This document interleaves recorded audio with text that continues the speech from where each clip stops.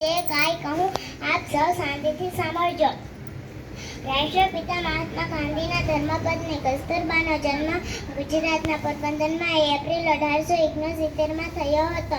ગાંધીજી પોતાના પત્નીને બા તરીકે સંબોધતા એટલે તેઓ કસ્તુરબા તરીકે પ્રખ્યાત થયા.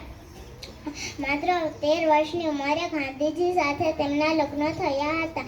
ગાંધીજી આંબા પાછળ છુપાયેલા રહીને કસ્તુરબાએ ઘણા કામો કર્યા હતા.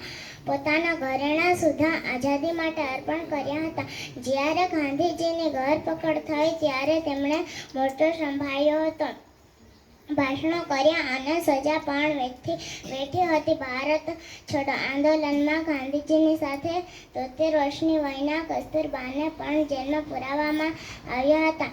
ત્યાં જ તેમનું અસ્થાયી કથળિયું 22મી ફેબ્રુઆરી 1944ના રોજ 75 વર્ષીય કસ્તુરબાનું અવસાન